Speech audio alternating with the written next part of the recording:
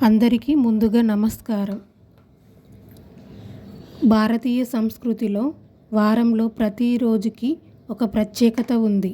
ఆ రోజుకు సంబంధించిన దేవతలను ఆరాధించడం ద్వారా భక్తులు శాంతి, ఆరోగ్యం, సిరి సంపదలు పొందుతారని విశ్వాసం. వారంలో సోమవారానికి శివునికి అతి ప్రియమైన రోజు. అందువల్ల ఆ రోజున భక్తులు ఉపవాసం చేసి నీటి అభిషేకం చేసి బిల్వదళాలు సమర్పించి శివుణ్ణి ఆరాధిస్తారు. సోమవారం వ్రతానికి సంబంధించిన ఒక కథను పూర్వకాలంలో పండితులు వివరించారు. ఒక చిన్న ఊరిలో ఒక ధర్మపరుడు మరియు సత్యవంతుడు అనే దైవభక్తుడు కలిగినవాడు ఉండేవాడు. అతని జీవితంలో ఒక లోపం ఉండేది. అతనికి సంతానం లేకపోవడం. ఈ కారణంగా అతని భార్య చాలా విచారంగా ఉండేవారు. ఒకరోజు బ్రాహ్మణుని వేషంలో శివుడు వారి ఇంటికి వస్తాడు.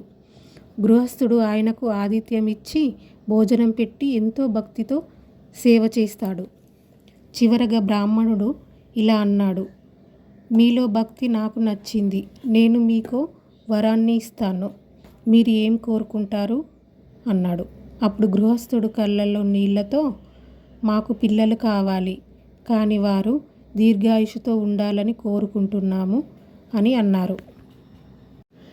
దేవుడు చిరునవ్వు నవ్వి అన్నాడు, నీకు ఒక కొడుకు కలుగుతాడు, కానీ అతని ఆయువు 18 సంవత్సరాలు మాత్రమే. ఆ తర్వాత మరణిస్తాడు అని చెప్పాడు బ్రాహ్మణ రూపంలో ఉన్న శివుడు. దీనిని విన్న భార్యాభర్తలు కలత చెందారు.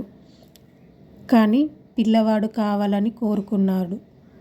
కొంతకాలానికి వారికి ఒక పిల్లవాడు పుట్టాడు. ఆ బాబు రోజు రోజుకు పెరిగి అందరిలోనూ శ్రద్ధ గలవాడిగా, శ్రేష్ఠుడిగా ఎదిగాడు. అతనికి 18వ ఏట కాలం దగ్గర పడినప్పుడు తల్లిదండ్రులు అతనికి వివాహం చేయాలని నిర్ణయించారు. పెళ్లి రోజున వధువు ఇంటికి వెళ్ళే దారిలో ఒక శివాలయం వద్ద కాసేపు సేద తీరడానికి కూర్చున్నారు. అప్పుడు ఆ బాలుడు శివలింగాన్ని దర్శించి భక్తితో నమస్కరించి బిల్వదళాలు సమర్పించాడు. ఓ మహాదేవ, నా జీవితం నీ చేతిలో ఉంది. నీ దయతో నా ఆయుష్ని పెంచమని ప్రార్థిస్తున్నాను అని కోరుకున్నాడు.